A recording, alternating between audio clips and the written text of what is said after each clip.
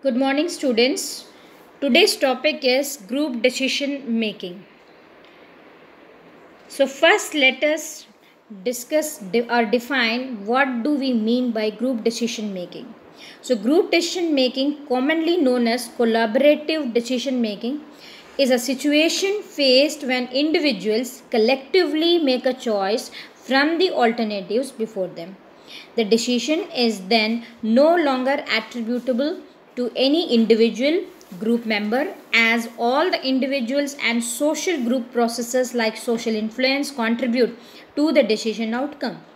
The decisions made by groups are mostly different from those made by individuals. For example, groups tend to make decisions that are more extreme than those made by individual members, as individuals tend to be biased. Let's see the advantages of group decision making. The first advantage of the group decision making is synergy. What do we mean by that? It is that idea the whole is greater than the aggregate of its parts. Like here if we talk about synergy, it is like 1 plus 1 equal to 11 instead of 2. So, when a group makes a decision collectively, its judgment can be more powerful than that of any of its members.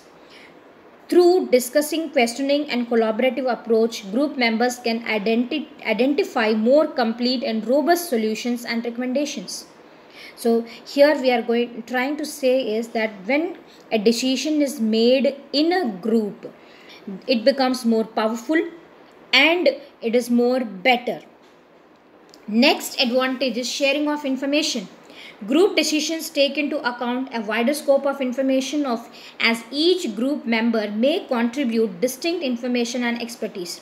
Sharing information increases understanding, clarifies issues, facilitates movement towards a collective decision. Now let's see the group. As we know that every coin has two sides, even the group decision making has some disadvantages. And what are they? One is the diffusion of responsibility. Group decision making results in distribution of responsibility that results in lack of accountability for outcomes. In this way, everyone is responsible for a decision and no one really is. Moreover, group decisions can make it easier for members to refuse personal responsibilities and blame the others for bad decision. So here what we are trying to explain is that when a decision is made in group, the individual member refuses to take any responsibility or accountability, and if the decision goes wrong, then the individual members try to evade that or try to say that avoid that is not their responsibility. Next is lower efficiency. Group decisions can sometimes be less efficient than individual decisions. It takes additional time because there is a need of active participation, discussion, and coordination among group members. Without good facilitation and structure, meetings can get eliminated in trivial details that may matter a lot to one person but not to the others. Next disadvantage is group thinking. One of the biggest disadvantage of effective group decision making is group thinking. It is a psychological phenomenon that occurs within a group of people in which the wish for harmony or conformity results in an illogical or dysfunctional decision making outcome. By refraining themselves from outside influences and actively suppressing opposing viewpoints in the interest of minimizing conflict, group members reach a consensus decision without critical evaluation or substantive viewpoints. So at times in group the decisions are taken with the flow and not every individual is contributing in it.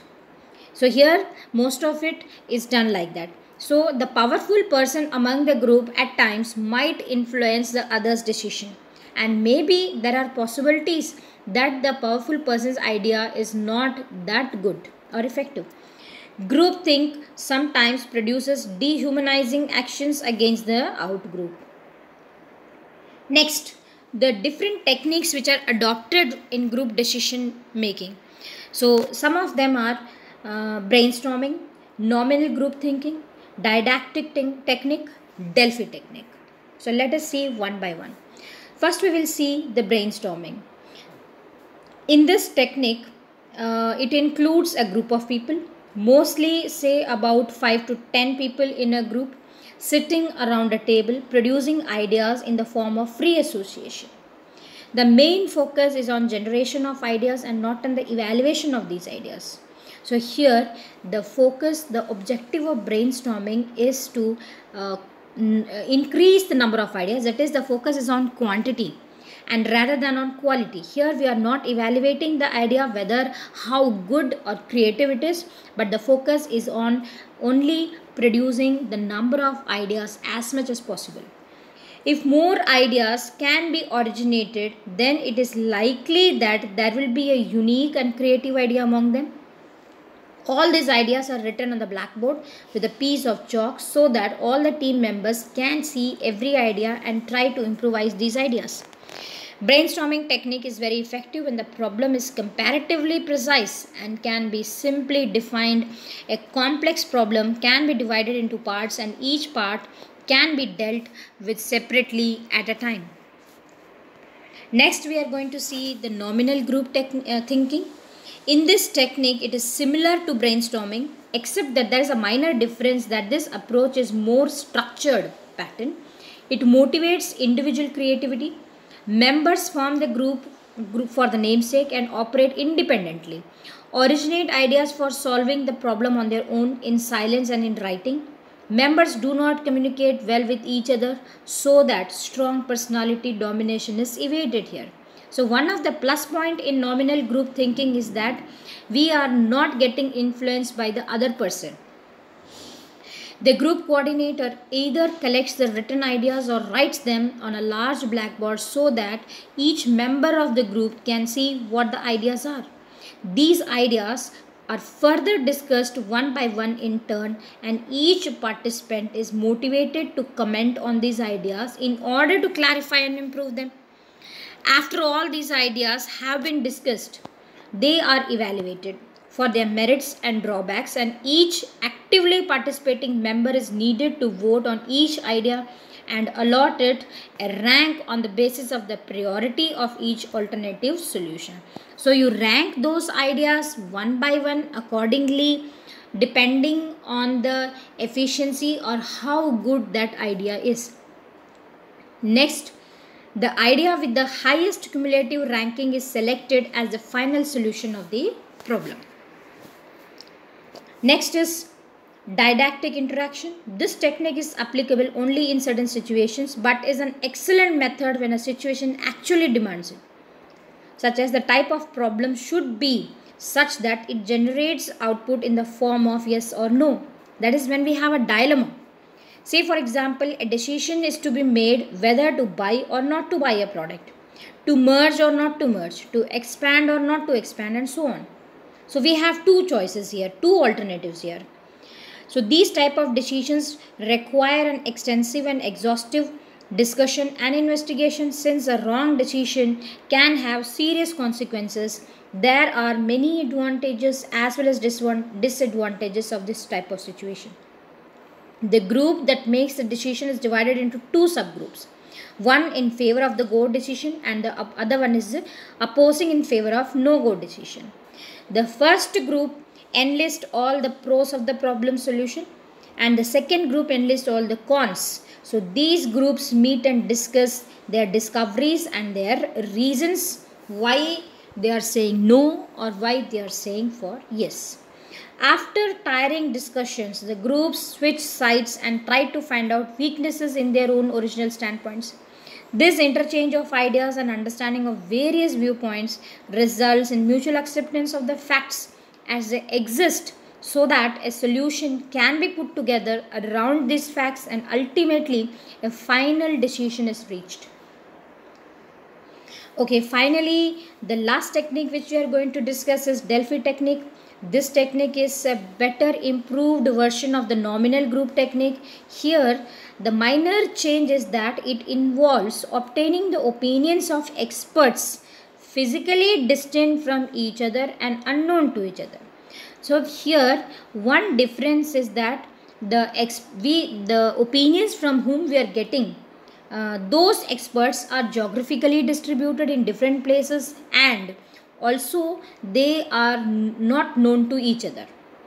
So there are chances that they will not be influencing each other, and the ideas which they are going to present will not be affected by the others, by the other experts. This isolates group members from the undue influence of others. Basically, the types of problems sorted by this technique are not specific in nature or related to a particular situation at a given time. The Delphi technique includes the following steps.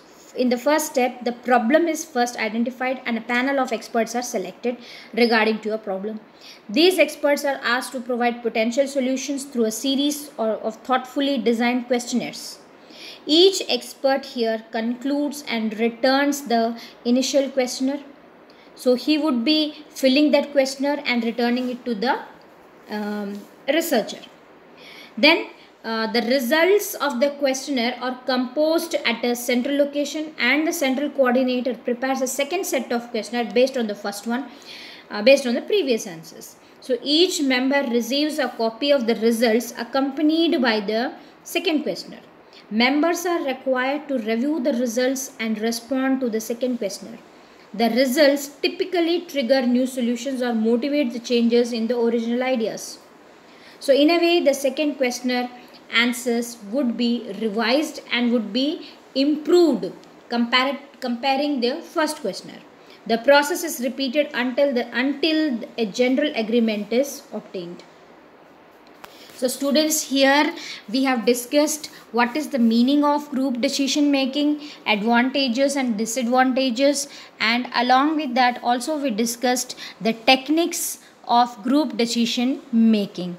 So thank you students for the class, that much.